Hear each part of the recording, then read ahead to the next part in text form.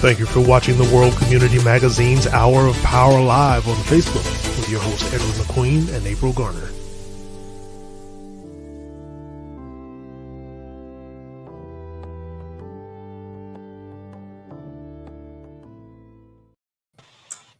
We are live, Miss April.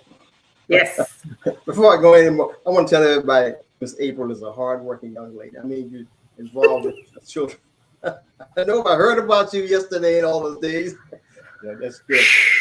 Yeah, I sleep well at night because I'm so tired. I know you got to be dedicated, and I appreciate that so much.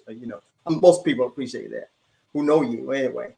Good evening. I'm your host, Ed McQueen, and of course, Sister April Garner, our co-host. And good to have everybody back. We're having an exciting program today. We're going to reach back a little bit for some more STEM action, which has been kind of demanding in a way. We called from some parents on that.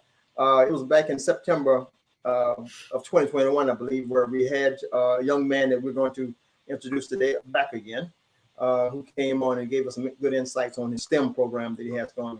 I'm going to reveal a little bit and say that it's called AcaSTEMics, and our guest. You want to introduce him, April? Or you want me to just have him come on and? We're just gonna pull him into the stream. Yeah, let's pull this brother in. We do our guest. It's Mr. Jerome McQueen.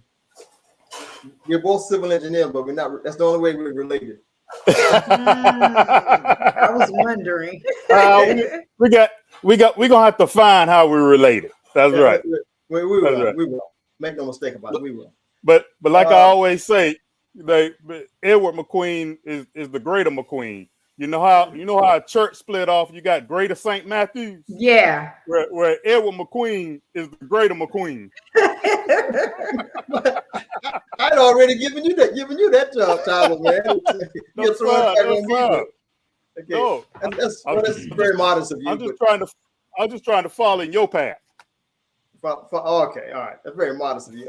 Anyway, to our audience that we have with us today, again, Mr. Jerome B. McQueen. He's a professional engineer, and he's the founder and the chairperson of AcaSTEMics. And I'll let Mr. Jerome tell you everything a little bit more about it. But he's going to go inside later on and keep us I won't use the word entertained, but keep us captured with all the stuff that's going on and what's available to our audience and especially our children. Okay, so Brother Jerome, kick it off. Thank you. As y'all said, my name is Jerome McQueen, and I'm from D.C., the country. Anyway, I'm from Dillon County, South Carolina. I was born and raised there. That's D.C. That's the D.C. you're talking about, Dillon County? That's the D.C. Yeah, I'm talking about Dillon County. Okay. So that's where I was born and raised. Came up, graduated high school there. Went on from there to do my undergrad at civil engineering at South Carolina State University. Graduated with honors from there. Went on to do my master's in civil and environmental engineering at Florida A&M University. Right. When I matriculated at Florida A&M, I was a NASA graduate fellow. I was the first class of Dr. Humphrey's NASA graduate fellows to go through the program. And what that meant was I had NASA paid all my schooling, all my tuition, all my out-of-state fees, and get this, they gave me $15,000 stipend to go to school. Wow. So young people out there, you do the right thing, people will pay you to get your education. Don't have to, they didn't want me to work anywhere else. They didn't want my focus anywhere else but on school. So they paid me to go to school. Wow. And it can happen. It can happen. I told a bunch of kids yesterday, I'm as rare as an NFL player. So I'm a black engineer that worked at NASA, that paid to go to school. When last have you heard of that? Mm-hmm. And I am nobody special. Anybody can do it. You get that support, you get that perseverance. Anybody can do it. Go on in there. Out of all the 46 counties of the great state of South Carolina, Dillon County ranked last. Of all the states in the union, South Carolina ranked last as far as educational commitment. So I perhaps came from the worst education system in the nation. But because I had a God on high and a mama that'll cut me low, I was able to graduate everywhere I could go. Hey, brother. Well, you sound like you're on a lecture circuit, man. Hey, listen here. I am so fired about exposing these opportunities for STEM for our young people. Yeah. Because, Brother McQueen, as you know, STEM pay the best money. Yep. You know that. Say that again. STEM pays the best money. Okay.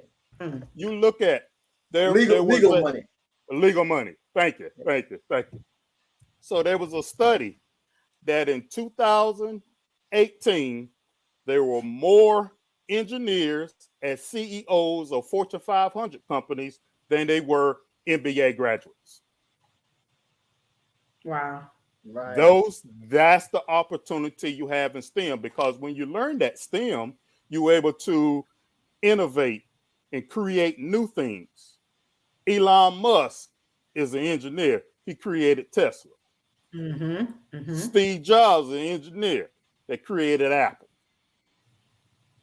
What's my man at Microsoft? Bill Gates, computer scientists, all the STEM professionals. They were able to create something, start the business, and get wealthy. That's one of the things I want to talk about. STEM, the underrepresented population of Blacks, Hispanic, and women.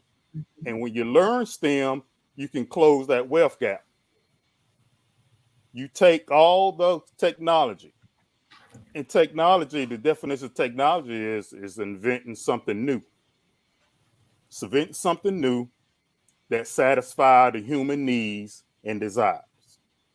That's what we need. And so you get involved in STEM, you learn the sciences, you learn the mathematics.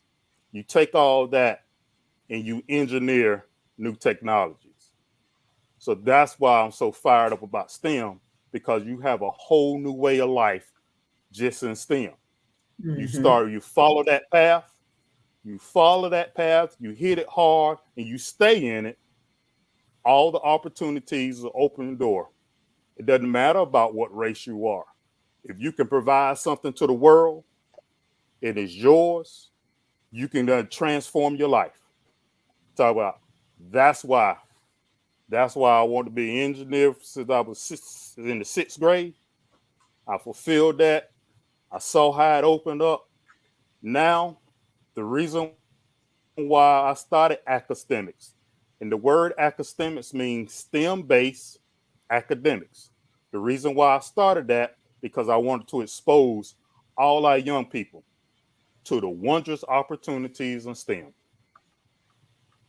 There it is in a nutshell.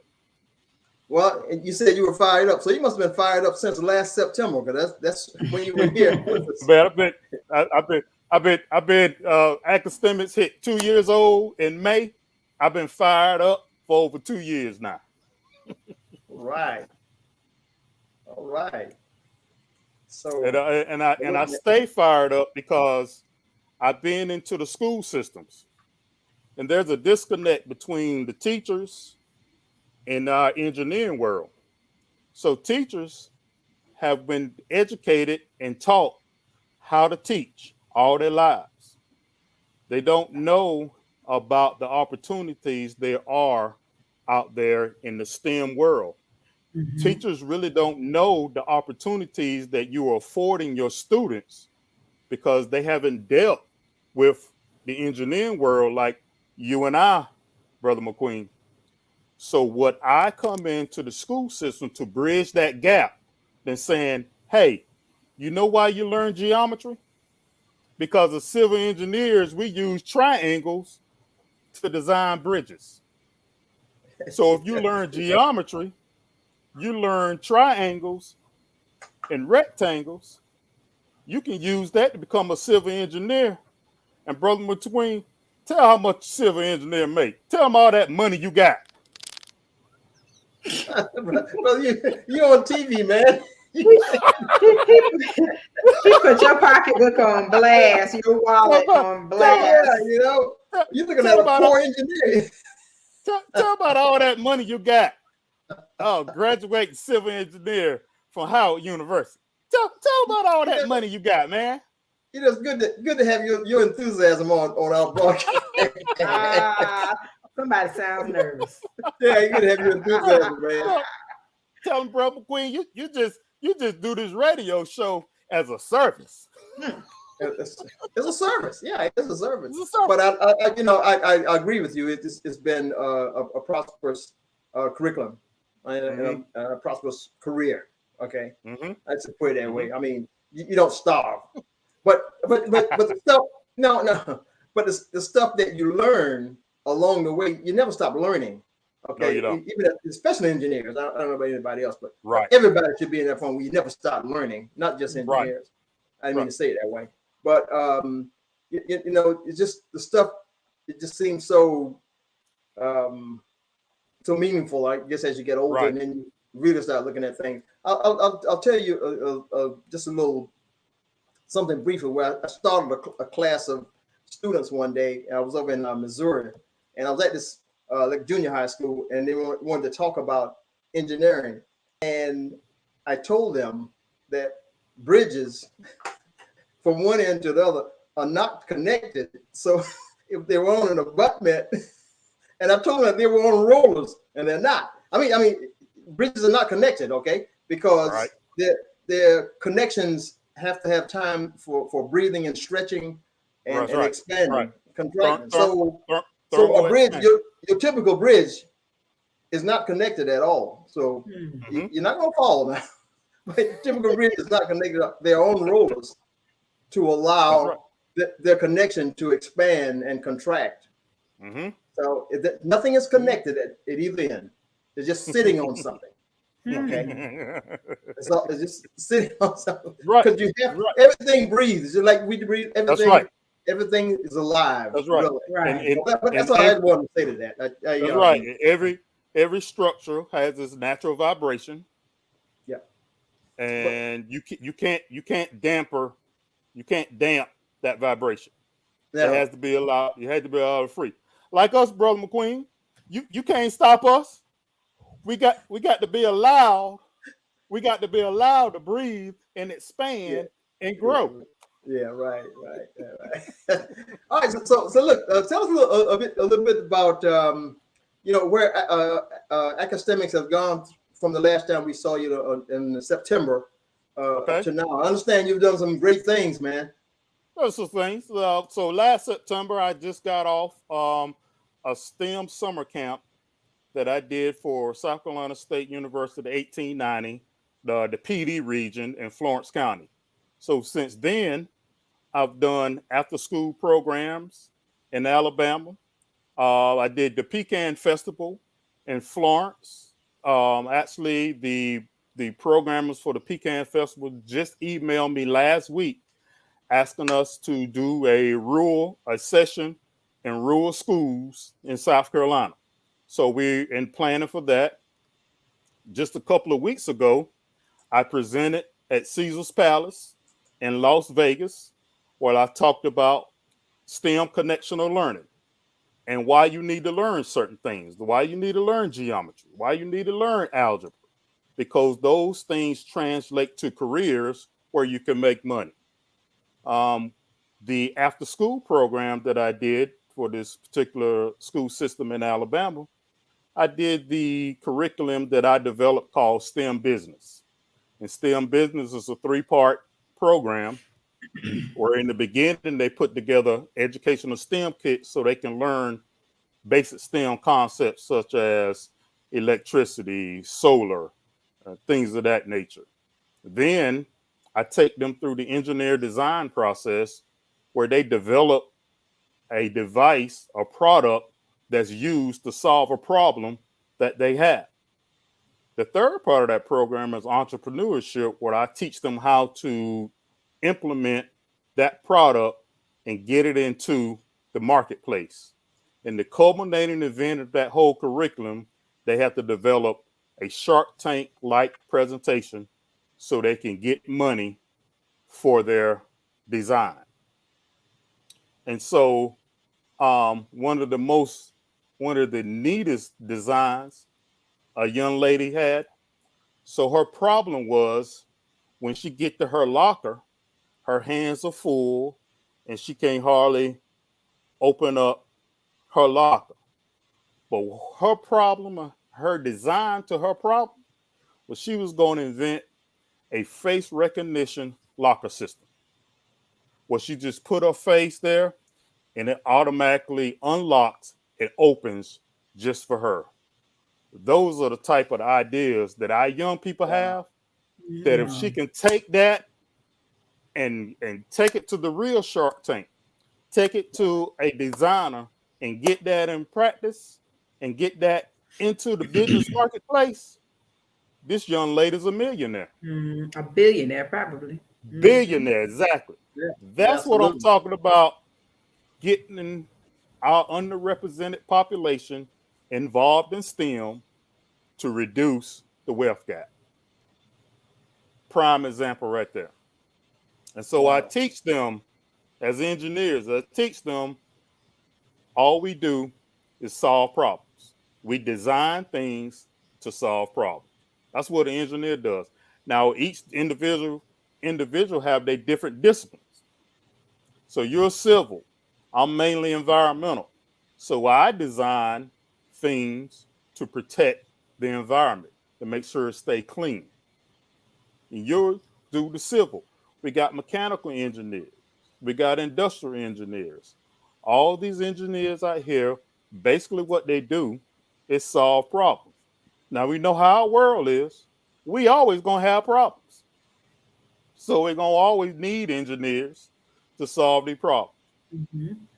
And you, Brother McQueen, how our mind work, we always seeking, trying to find new ways to solve problems. Yeah.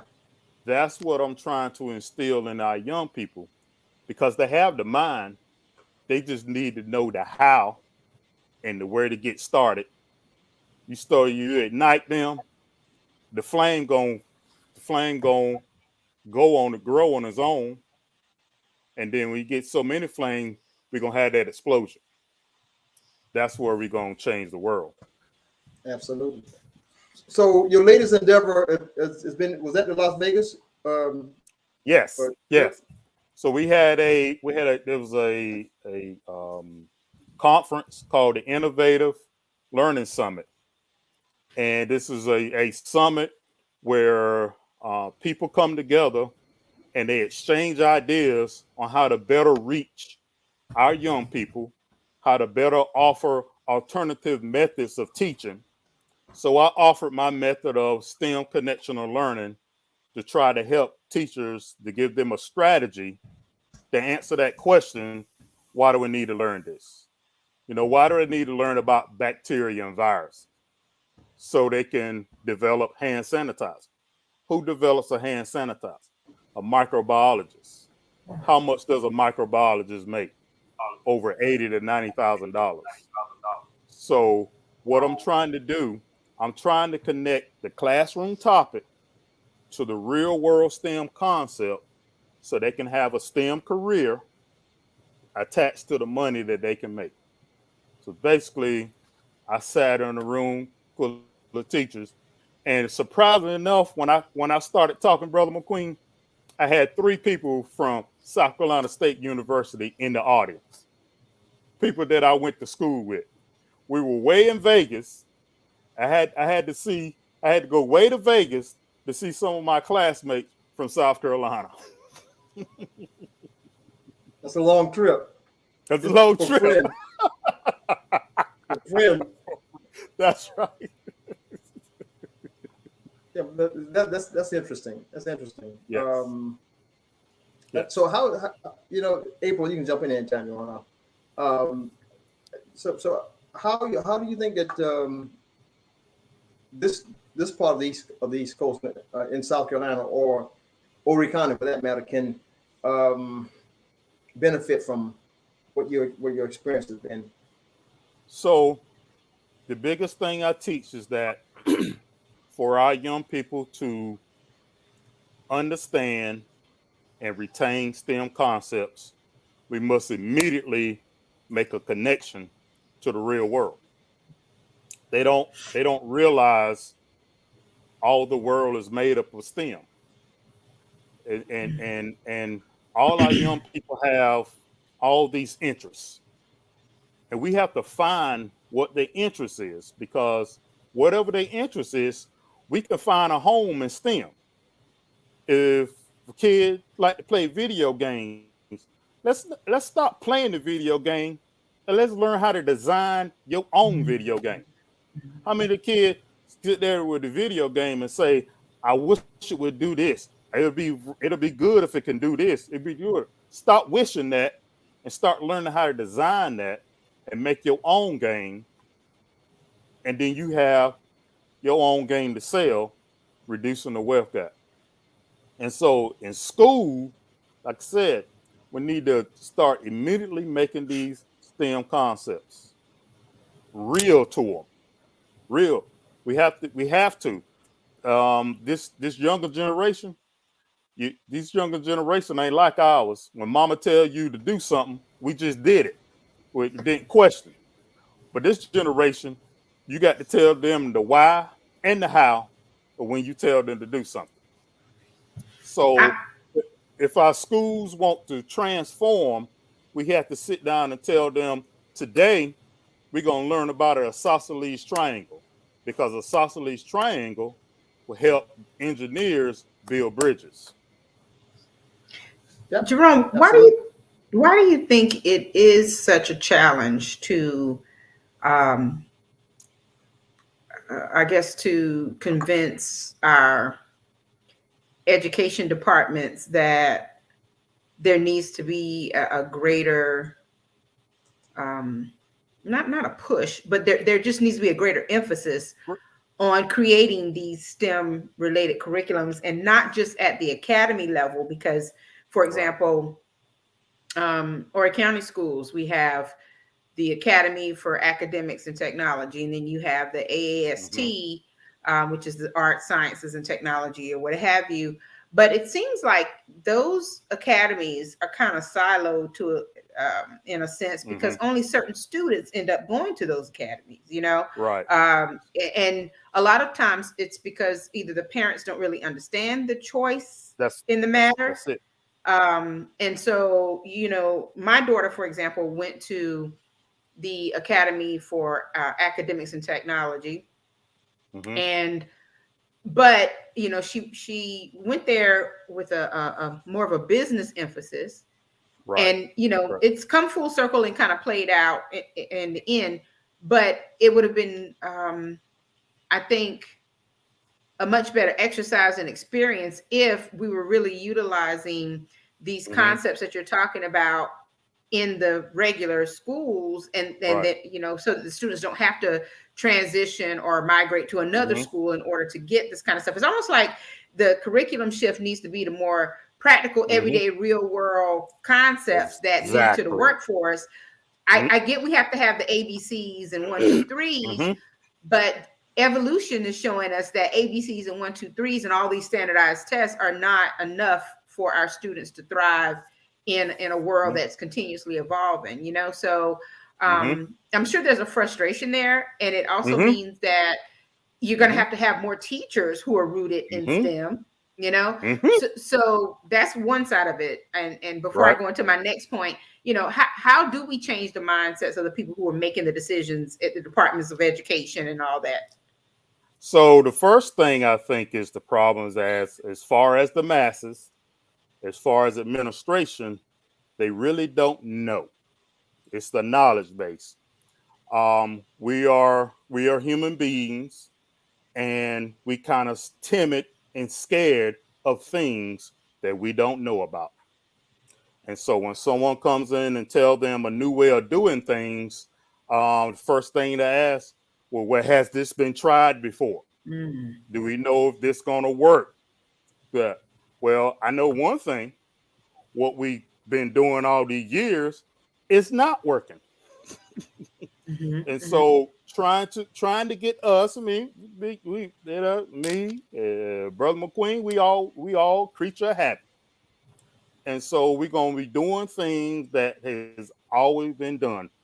We say, well, it was good enough for us when we was in school 40, 50 years ago. It should be good for them also. That's not the case. That's not the case. That's not the case. You can't have that attitude. Yeah. Can't have that attitude. We have to be ever evolving.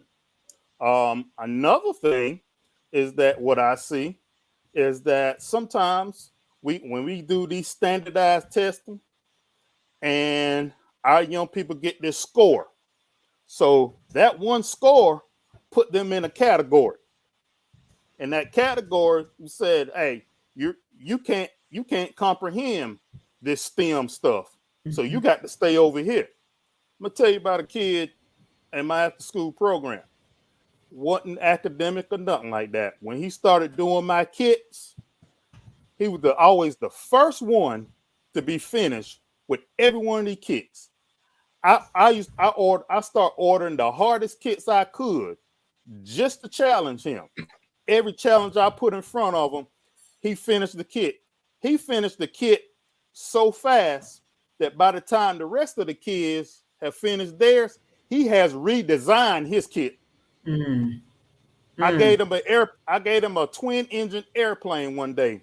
By the time everybody was finished, he had 4 engines on his airplane. Wow. I said, I ain't even never seen this before.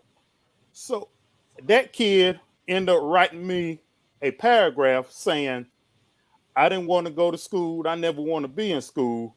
But now I want to be an engineer like Mr. McQueen. And so we put these kids into categories and say they can't comprehend today.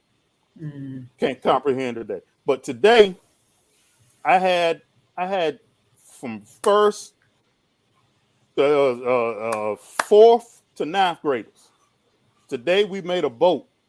I put that boat in a pool and I timed how fast they boat, and I taught each one of them how to calculate velocity. Now, velocity is a physics that I got in 12th grade. I didn't learn how to calculate velocity till I was in 12th grade. I taught a 6th grader today how to calculate velocity. Expanded, we got to get our kids expand their knowledge. We have to throw it. They may not get all the concepts today, but they're going to pick it up. And you keep throwing it at them. You keep throwing it at them. Eventually, they're going to get it. But they picked it up because why? Because they made a boat. They put that boat in the water, and they saw that boat move down the pool. And so when I was able to tell them that, I said, when you calculate your boat, for every second, that boat traveled 1.4 feet. They were able to visualize that. They were able to comprehend that because they saw that in the real world. So some of our education, we have to start infusing that real world into the classroom. Another problem, how many teachers know all those real world knowledge? Correct. And so that's why I develop a professional development where I go in and I teach teachers about the engineering world, how many different STEM careers there are out there, what the classroom topic are connected to the STEM career. The other part, that was about my biggest part, about training teachers on how to deliver STEM concepts and things of that nature. So really our problem is probably 3-pronged problem. We have to deal with administration and changing their mindset on how we need to approach learning. We have to throw things at our kids much earlier because they thinking on a level that it took us 20, 30 years to think on. Then we need to start doing better training with our teachers just to show them all the different things out in the world and how STEM connects to their classroom teaching. And I think we can't afford to wait until these, departments of education and curriculum changes happen at a state or a national level. Like the training you're talking about for teachers, that's not going to happen unless it is a professional development piece that you talked about that teachers can opt into if they'd like to pick up on that. But, and I think that's why it's so important whenever programs are developed, whether they're summer enrichment or just career workshops or whatever, that people find ways to take those programs into the areas where we need to make the most impact and the greatest impression. Because I know one of the struggles with coordinating programs is you create a program and I'm just going to throw something out there, you're at the community center, and then no one shows up, or you're at the wherever and nobody shows up. Sometimes we have to change that mentality as well, and actually take these programs into the communities, take them to the housing authorities, and where the kids live who are probably underrepresented and underserved. And to your point, show them the exercise with the boat and make it a memorable experience, so that you are making an impression and anyone else is making an impression on the child who said, I remember when this man came and he did the boat, and and so that child is going to turn out to be just like you when you were made, impression was made on you when you were very young. So there are things that I think the community can do as a village to come together to introduce and invite people like yourself into these underrepresented, underserved communities to create opportunities. But then there's that other piece of it that we got to make sure that the parents understand the importance of their children engaging in those activities and following up and all of that. Everybody's not going to be a football or basketball player or baseball player. And that's not even the wave of the future. We need more, like you said, Elon Musk in the world, not in as far as that engineering mind.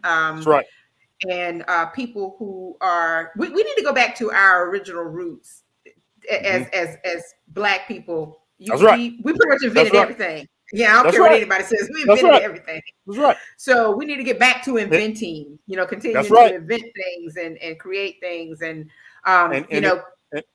And I was gonna say, and Carter G. Woodson said in the Miseducation of the Negro, we need a peculiar education. That's right.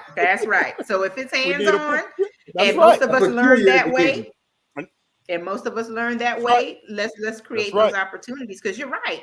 STEM isn't going anywhere. If anything, there's the demand for people. Ms. Garner, there are over 2 million STEM jobs going unfulfilled. That's crazy. Now, that's crazy. Because we do not have the talent. To fulfill those jobs. Now, where is the greatest impact for us to close that gap? In the underrepresented populations. If we can get them on board, and you brought up the fourth leg of that, just get the parents on board. We start getting that and start fulfilling those jobs with our people. It goes back to what? Closing that wealth gap. That's right. Closing that wealth gap. Yeah. It's advantageous for us all to hit those kids early and often. So that's why I developed AcaSTEMics, to go into the younger ages and start introducing. That's what I say when everybody come talk to me. I said AcaSTEMics, where we provide educational STEM kits to introduce engineering to our young people much early on in their life. Yeah, and I like what you said earlier too about these young kids, some as early as 4 and 5 years old. If they can pick up an iPad and know how to scroll and find X, Y, Z, oh my goodness. When I have an issue with my telephone, I seek out a 6-year-old. I seek out everybody else. Yes. Who do you go to? You find little Johnny. You got any issue with a phone or a computer?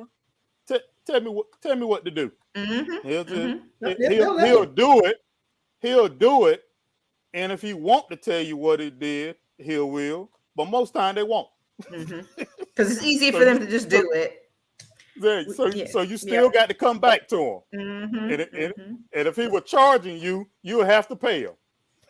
Exactly. Look at Shaquanita will tell you everything. Yeah, I mean, really. Right. So, what you're doing is awesome, and I know that we want to let people know how they can be in touch or how they can have these conversations with you, and I think that the more we bring it to the forefront, hopefully, and keep it on the radar. Hopefully, people will eventually come around and they'll get it. But I think you're right. I think you have to, show them the product of the ingenuity, and then also you have to speak in the language that is universal, which is the money factor, and really hammer that thing, that point across, over and over again. And even with I think it is essential and necessary to start at a very young age, planting the seed. Of course, when you get into middle and high school, when it's time for them to make college and career decisions, to definitely follow through. That's where a lot of mentoring comes in, but also being intentionally in front of those people. Back in the day, at least when I was in school, we had assemblies all the time. I don't think the kids even have assemblies anymore. Where they would learn about things and have special presentations and all that. So it's almost like we have to be intentional about how to create those experiences for the kids. I also think about, even though I know there's still a challenge with COVID, churches have youth programs and Sunday schools for kids and things like that. So you have to, take these captive audiences and also create these educational programs for the kids, to get them out. That's right. There's so many things that need to be done. And I think, the major part of your hurdle is how do we reach these underrepresented populations? And so we've touched upon the Black community, but then there's also the Hispanic community, Latinx community. Women who don't see themselves in STEM need to see more of us in STEM. And I'm gonna tell you why I consciously seek out the women. Because as I said, men play checkers or women play chess. Meaning what? Meaning what? One is more complex than the other? You want me to educate them, Ms. Gardner? Just a little bit now. Don't tell all our secrets. You won't tell them everything. Yeah, don't tell them everything. Listen here. A woman always thinks is on a higher plane than the male. Always. Just remember that. Cut April off on that, will you? Brother Edward, I'm controlling the screen. That's right. Yeah. Who forgot about that? Who in control, Brother McQueen? That's it. Yeah, Miss Gardner is controlling both McQueens on here.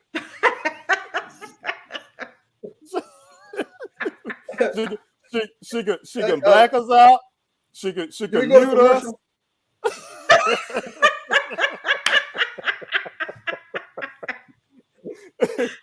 So, but the reason why I promote women in STEM is because of that thought process that you all have. Listen here, our Black women are natural problem solvers. And if we can translate that to STEM, that closing that wealth gap, things that they think they just doing on their own, that's technology. They can translate that to a business, to a product, and close that wealth gap. I love that. Yeah, brother. Oh, this is good stuff. Yeah, it really is. It's good stuff. Bro. He brought it out to light. That's right. He brought it to light. That's right. STEM is part of basic life. I bring STEM down to the basic form of life. We cannot live without STEM. That's why I'm so fire about this. We cannot live without STEM. We cannot live without the sciences, technology, engineering, or mathematics. The first thing I ask a group of kids is I ask everyone, I say, who in here doesn't like mathematics? And of course, you're going to get about half of them raise their hand. And I say, raise your hand high because I want to know who money I can manage. So if you don't like math, you don't know how to count your money. Yeah, that's right. You don't know how to count your money. Basic life. Basic life. So, And Mr. Jerome, if you had a grant of say $5 million, someone gave you a grant of $5 million, what would you do it today in order to move forward with your program? And it is effective already, but even greater effectiveness. What would you do? So what I would do with I $5 don't million? if you can't answer now, that's okay. Oh, that's all right, because I dream about this every night. If I had the money, what I would do, man, please.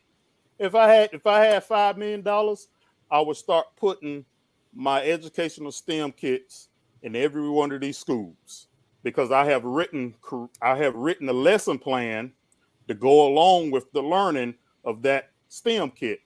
Every one of my STEM kits, I have connected 5 STEM careers that they can get out of that. Then we will start educating teachers on how to teach that. Then I implement my STEM business curriculum in all the schools throughout, because they can learn STEM concepts, they can learn how to design their own product, and they will learn entrepreneurship, getting into the marketplace, in the business marketplace. And we know business rules the world. Business rules the world. And so if we can get our components into the business marketplace, then we can get out there and we can start fulfilling those STEM careers. Because soon as we start filling those careers, they're gonna be new careers be made. Absolutely. Right. 25 years ago, they wanted a career called gameplay engineering. What's on the horizon? What's on the horizon if we spend our time and put our resources in these young people, let them grow their mind? We don't know what they're going to come up with. Transform the world. Absolutely, man. Well, look, April, I mean, we've got an earful here today. Yes. I thought it was going to be. I didn't think that he was going to have such an enhancement of what he has since last September. You know, man. Always move. Man, you throwing it on us, Brother Jerome. Hey, Brother McQueen, if you give me another week, I'll have something totally different next Tuesday night. God almighty. That's right. That's how fast STEM works. Listen here, every corner that I turn, I see opportunity. And I move and try to go at that opportunity. I put people in place to try to capture those opportunities. So look, I'm gonna pray. I'm gonna pray that you get that $5 million. Me too. And me too. And in fact, it's closer than you want. I talked to some guys from Nashville, Tennessee. They said they got $15 million over the next 5 years they need to spend to enhance STEM education in the Nashville public schools. Oh, I don't see why you can't get 5 if they got 15. That's right. That's right. But as you're talking about that and Brother McQueen is talking about, where to find the money, where to find, what's possible with the right money. You know what's sad? And I can't say I don't know everything that they're doing with their money, but we talk about the billionaires who are in tech careers and engineers and all that good stuff. And they're always, putting their money on certain things that seem a little frivolous or whatever. I don't know how much they're actually putting back into cultivating the next generation of them. You know what I mean? Right. And you would think that they would want to do that just for the preservation of exactly. the concept, especially in the underrepresented communities, because, if you have money to burn and throw away, why not support some education programs? Exactly. But hey, can't tell people what to do with their money, but I would think that that's something they would want to do. Right. So Ms. Gardner, that is a path that I'm going to go down. In fact, I did that with my own corporation that I work for. I sent them a proposal, He said, where are you going to get your next generation of workers for your manufacturing plants? Now it's time to start on that connection. That's right. Bro McQueen, what sports team do you root for? What sports team? I don't want to reveal that. I have a diversified audience that listens to our program. So okay. I'll put you on the spot. The point I'm trying to get to is, when did you start supporting that team? Was it around the middle school ages? Yeah, it was. It was, yeah. Exactly. Exactly. So most times what's been introduced to you in the middle school ages is going to stick with you for the rest of your life. That's why AcaSTEMics go into the elementary and middle schools and try to introduce engineering to our kids. And so I went to my corporation, say it's time now to introduce engineering and STEM to the middle school, so you can start cultivating this population to be team members in your manufacturing plants to sustain production in the years to come. And I was proud to say that he said, your check is in the mail. Your check is in the mail. And this week I am running that summer camp, reaching those young people to start that ignition for them for STEM. And so once you start that, so my hopes is when they start that ignition, that at some point they'll go searching for STEM for themselves. Right. Right. Well, okay, man. Look. Go ahead. I always said, I have something that I wanted to announce on your show today. Are we ready? No favorite sports team.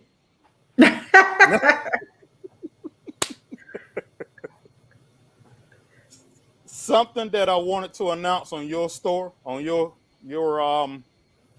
broadcast. Yes. Is that AcaSTEMics is going in production next month to have his own TV station streaming on the JD3 network out of Chicago, Illinois. Wow. So you will be able to subscribe to the JD3 TV network, so you can see all these wondrous opportunities there are in STEM. And if the director has queued up my sizzle reel, that's my cue brother Edward. Now he's running things. We can show my sizzle reel. Okay, all right. Well, I think it's time that we segue to the sizzle reel. How about that? And here it is.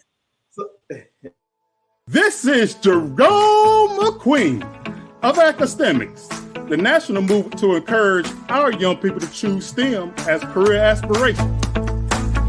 I had a really great biology teacher. She was like nationally recognized. She got to meet President Obama.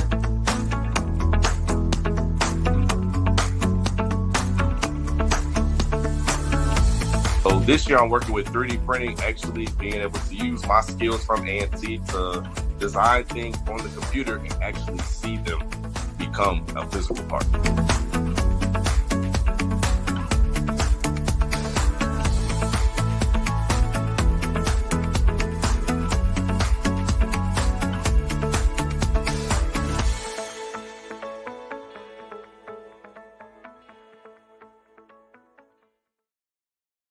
Thank you so much. Edward. You're welcome. Man. That's amazing. Man. Thank you so much. Man, absolutely. Well, look, we wish you all the best on that. Okay, and we can tell Brother McQueen.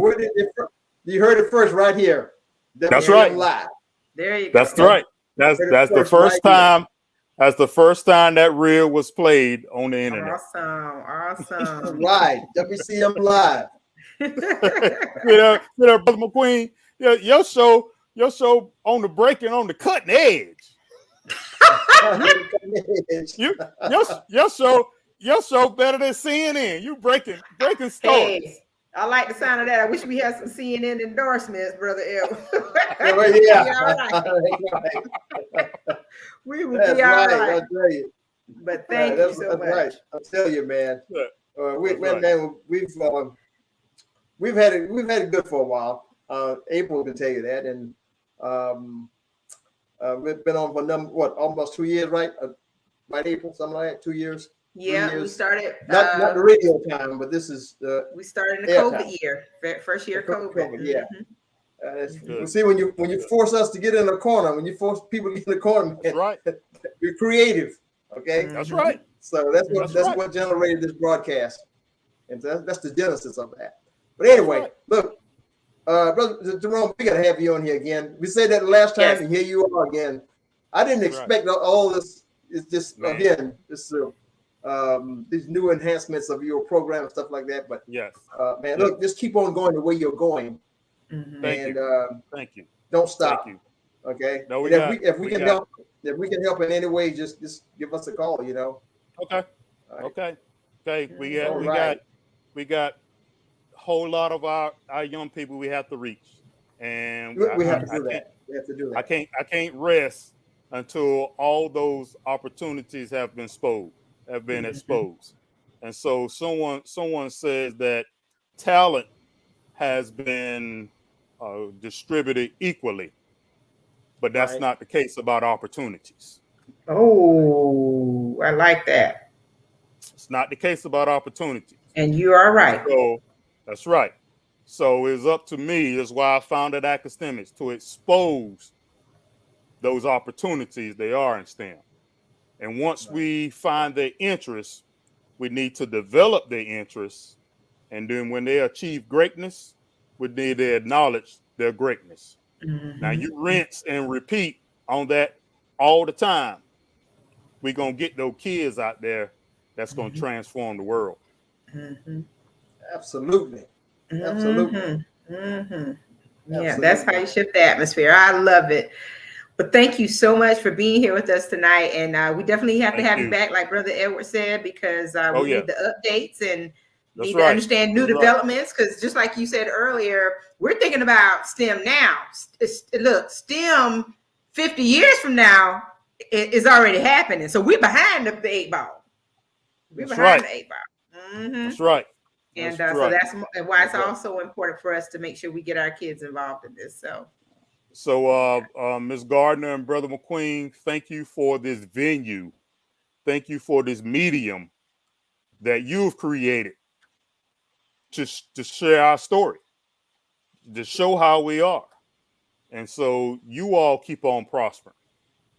Well, as long as we have people of your caliber that can come and contribute like that, it's a reciprocal thing. Okay, so you can contribute.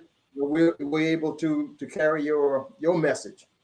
Okay, so before you go, I want to show the viewing audience your website so that they'll know. Yeah, so that they'll know where to go if they want some information. So it's AcaSTEMics.com.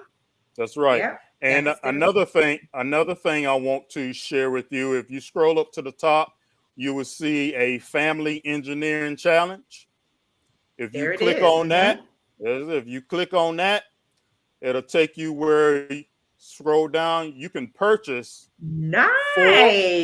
you can purchase 4 STEM lessons, and you buy that, and you can design something and enter that into the Family Engineering Challenge, and I will be awarding $1,000 for the best design.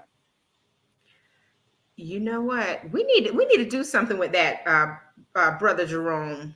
That needs to be more widely promoted there. Yes.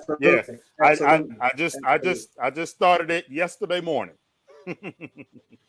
Okay. Well, look, I'm going to connect with you. We're going to get Brother. We're going to get this word out about this. This is awesome. And the magazine is his best start.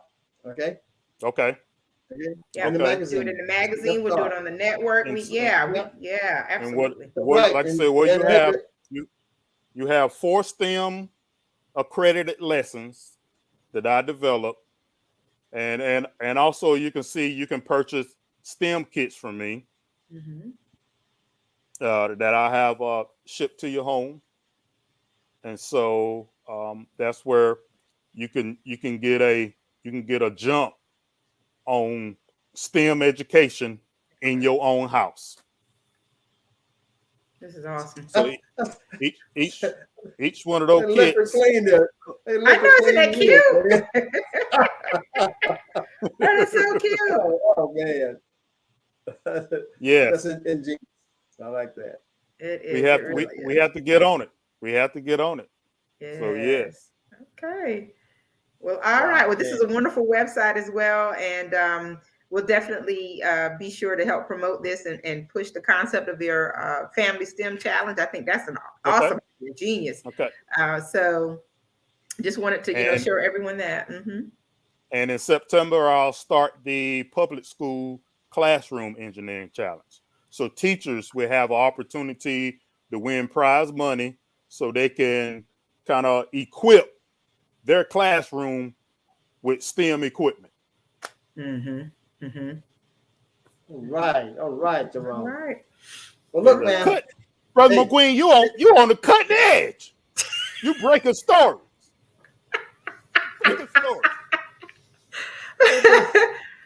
I got a sidekick over there. Don't forget now, I got a sidekick over this co-host. She's carrying that edge. Right. Well, this is good stuff. I can't think of any better story. It's certainly better than some of the stories that are out there right now to talk about your new station and your new channel and all the wonderful things you're doing. The Family STEM Challenge.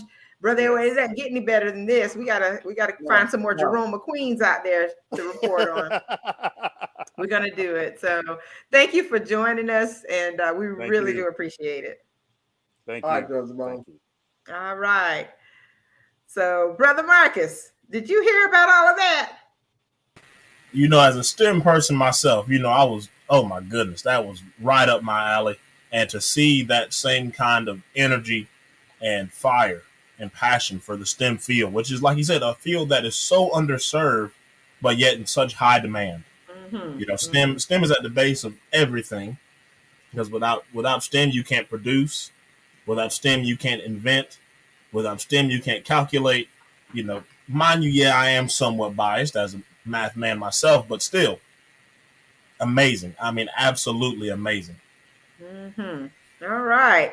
Brother Edward, why don't we go to a quick commercial break, because I know that Marcus has a number of things that he wants to share with us, and we'll give the audience a chance to get a little sip of water and come back. But we're going to tap into some of our sponsors and, as they say, pay the bills, right, brother? Yeah, let's do that. And then we'll come back and we're going to hear all this wonderful stuff that Brother Marcus has to report about what's happening around Conway, Horry County, and other parts of our community. For sure.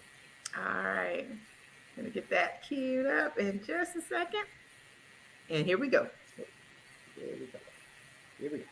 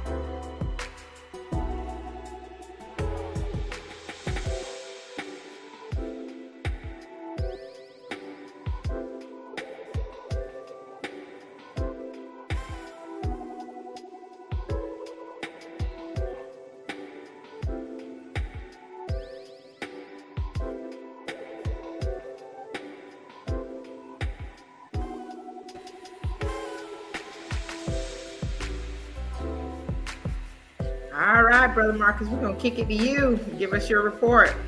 Perfect. As always, I love to bring the news to everybody on the show every week because there's always so much that takes place. A lot of people see things and don't know what's going on.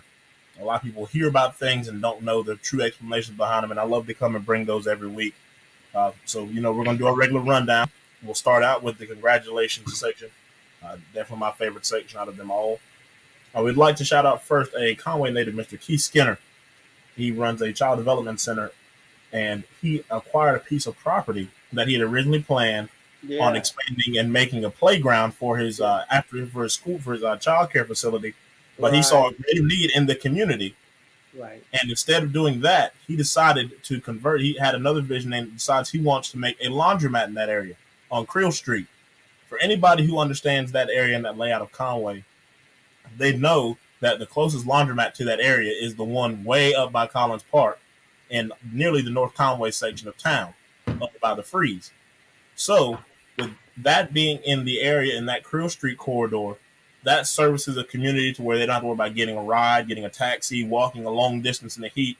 It's in a short, convenient walking area for a lot of people who would really depend on that, especially people who are in the apartments over there and people who just who can't make it further distances or can't afford the luxuries of having the appliances of a washer and dryer.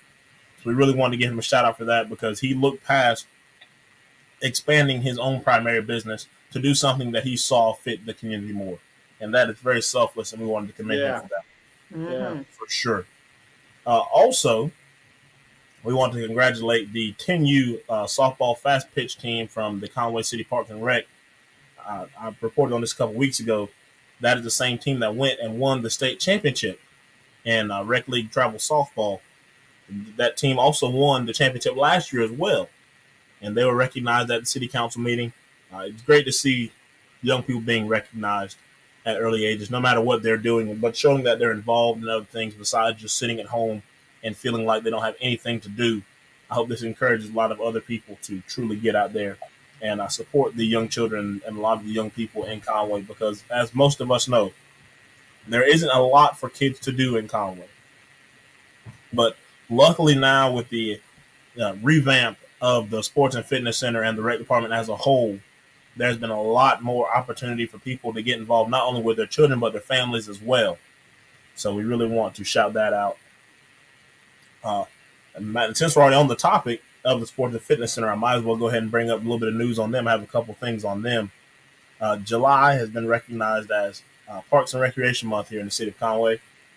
The Parks and Rec Department, they put a lot of work in, constantly making sure they help beautify our area, but also give people other things to be involved in. They actually put in a request for a new mini playground, which would be another added addition, something else for people to bring their kids to. It would also help give people something to do to get their kids out of the house during the summertime. A lot of people are constantly complaining about the issue of my kids are here at home. They're driving me crazy. I'm used to them being wore out from when they come home from school. And, we're in the peak part of summer to where the kids have about a month until they go back to school. They're getting really antsy. They miss their friends. So this gives them somewhere for kids to meet up, and other parents to somewhat get a seemingly break from having the constant run around. But also, fall sports registration is open at the rec department. There's a host of sports available for boys and girls of all ages, ranging all the way to, I think, like 14. But they did want to announce the fact that if you would like to register your child in tackle football, please make sure you do that as soon as possible because spots are limited due to a shortage of sports equipment.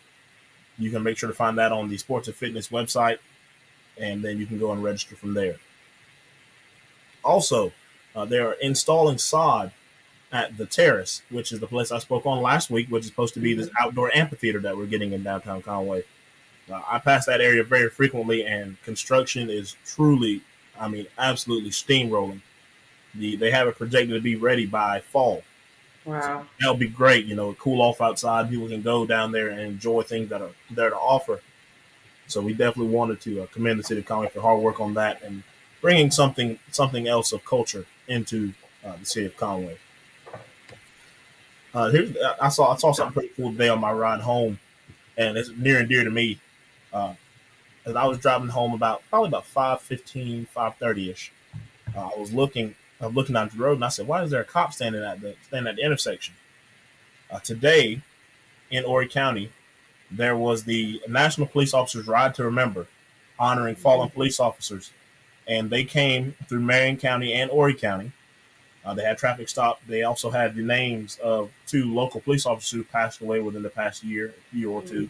Uh, in Marion County, there was Officer David Price, and here in Horry County, Officer Melton Fox Gore. Anybody who knew him called him Fox. Nobody called him Melton. Everybody called him Fox. He was beloved by a lot of the locals here in Horry County. He did a lot to make sure the community was well taken care of and beautified. He was also a fantastic cook. He also did his side catering business, but he was definitely a man for the community. He will be truly missed, but I really wanted to shout that out to honor his memory and his legacy. There's a new bill being passed in the State House about a tax and finance class that will have to be obtained by every high school student before they graduate. So the bill was wrote into office probably about a month ago when they first started drafting it. But in the next session, hopefully here at the end of August, they hope to have it approved by the Board of Education. Now, this course will not just be finance, learning how to manage money, but also teach the basis of taxes and federal tax, income, state taxes, help students really understand real world finance. Besides just you're looking on your phone and your banking app and seeing how much you have in your checkings and savings accounts. Mm-hmm. It also helps students understand how to establish a financial portfolio, which I can attest to. That is something that was very much needed coming through school. You know, our parents always talked about how they understood finances and stuff when they came out of high school, but certain schools have them, certain districts have them in place, but it's not a mandatory class. So that's something great for the Board of Education. I really hope they pass it because, as many of us know, the state of South Carolina is ranked at the bottom of the list, dead last, for the worst education in the entire country. So that will be something great, not only to add to the literacy, but financial literacy to help a lot of these students coming out of high school, because a dead honest fact is a lot of students are going straight into the workforce. So for them to be armed with that financial knowledge and that knowledge of how to handle their wealth would be absolutely fantastic. I also saw a story that I thought was fairly interesting. A lot of people have been witnessing small tremors and somewhat of seismic shifts in the area, all the way from Myrtle Beach all the way to Columbia. And divers were in the ocean this week, and they realized that there is water in the faults in the ocean, in the bottom of the ocean. And from that, they realized that with water being in the faults, the chances of earthquakes and other seismic events are going to increase more and more. Now, there's nothing that can be done to change that. Nothing can be done to revert from that or to slow it down. It's just natural. But they did want to release that so people understood that they might be feeling more quakes and small earthquakes and other seismic shaking. On last week, something was pretty interesting that I didn't even notice. But on last week, Tuesday, they had pop-up Teal Tuesday in downtown Conway. Everybody knows that teal is the color of the Coastal Carolina Chanticleers. And Conway Downtown Alive sponsored an event on the town green, to where if you came out in any teal colored thing, not even coastal gear, they were giving away free coastal attire, shirts, hats, jerseys, things of that nature, lanyards. And I think that's really cool because it also, football season's coming in, students are coming back to school within a month, coming back into college, and for most people who go to coastal, they have to come through Conway. So if people can truly open their arms to those college students and let them know they're welcome in the community, I do believe that will help our community expand and grow financially and physically. Because a lot of people don't associate coastal with Conway. A lot of people say coastal is in Myrtle Beach. Even the bowl game that takes place, sponsored by the college football playoff system, is called the Myrtle Beach Bowl, and it's played at Coastal Carolina University. Even though Conway is geographically the area that coastal pertains to, we want to make sure people know that Conway is truly the city that Coastal Carolina is abiding on, especially with all the national attention they're getting. I saw something that was pretty interesting that I thought a lot of people needed to know. The City of Conway Police Department is sponsoring neighborhood watch meetings. Now, you won't find those on your city calendar, and you won't find them on any other real city platform. The place that I found them is on the City of Conway Police Department Facebook page. And they do the meetings by sector. Tonight, they had the meeting for Sector C. They call it Charlie Sector. That's the section that encompasses 9th Avenue, Highland Avenue, 4th Avenue, everything on Highway 501 down to Highway 548, which Highway 548 is the road when you take a left off of 501 at Tractor Supply. So that encompasses that entire area. And I will definitely do my best to make some phone calls and try and get some more information on how those meetings went. But a lot of community events take place within certain departments. So I know everybody is, for the most part, on Facebook. So if you can make sure to tune into the Facebook pages of these city organizations, such as the police department, fire department, and the sports and fitness center, the rec department, all of that stuff, that will also help you find out a lot of community news that you will not find on the city calendar. So we want to make sure people understood that. Also, these meetings are held at 6 p.m. every time they have them at the Public Safety Building at 1600 9th Avenue. We want to make sure people understand that the Public Safety Building is just the police department. The police department and the fire station. So people understand where that is and know what's going on. That is, actually, and then now that's all of the news I have. Let's give you a quick little rundown of events coming up around our area. Of course, on Saturday, farmers market downtown. A lot of people, I've heard a lot of great feedback about that. For one, a lot of people are really in love with the fact that everything that's coming out now that they want as far as summer fruits and vegetables is going to be local and easy to acquire. They want to buy it from a grocery store or go all the way to a farmers market somewhere. It's right downtown. It's very convenient, and they can do other things downtown, especially with watermelons coming out. Everybody's, oh gosh, they're head over heels for watermelons.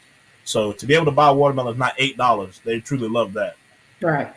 But also, I found something that it's something that tends to be associated with the middle-aged to elderly community, but I thought it was pretty interesting. On July 21st, which is going to be this Thursday, at 6:30 p.m., there'll be beginner shag lessons taking place at the Senior Center. Shag. Brother Edward, you gonna go? I need to learn how to shag too. Yeah, I need to learn how to shag. Yeah, come on, that's all. That's our dance. That's our area, 110%. But yeah, absolutely is. Yeah, I thought that was pretty interesting. The registration for it is on the sports and fitness page for the City of Conway Rec Department. It's going to be located at the Senior Center, which is right there behind the sports and fitness building, and this will take place at 6:30 on July 21st. And that is all I have for the week. Well, that was a lot, man. You took the words right out of my mouth. That was great. Yeah. Good. I'm happy. At first you said it's only going to be about 2 or 3 minutes. You have 13 minutes. You know how it is. You know how it is. Sometimes I just delve into things and I have to make sure to explain them thoroughly. Yeah. I get asked at church a lot on Sunday. Can you? What was that you talked about on the show last week? What was that you talked about on the show Tuesday? So I try to give them as much information as possible. Yeah, that's good. Yeah, absolutely. That means people are watching and they're waiting for your update. So that's right. They're just waiting on you, Marcus. This is true. Waiting on your update, man. They may be talking to the source and they're like, I don't want to hear it from you. I'll wait to hear it from Marcus. I hear it from Marcus. I'll wait to hear it from Marcus. Yeah, Marcus has a little song along with it. You know what I mean? That's right. I can understand it better if Marcus explained it to me. So, okay. Yeah. Well, thank you. We've had a great show tonight, Brother Edward. Yeah, I think so. I really think so. I agree.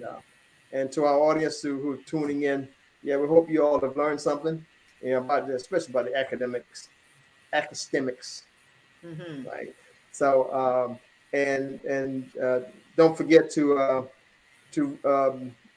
visit the website that April brought up earlier. You don't have to bring it back up again, but you can't find it. So, but just go to our website. You can see this over again. WCMagazine.net. and you can see all of that has transpired tonight. Okay, so until next week, we want to bid everybody a good evening and Godspeed. God bless. Yes. Also, so see you next week. Okay. All right. Have a good one. Thank you for watching the World Community Magazine's Hour of Power Live on Facebook with your host Edward McQueen and April Garner.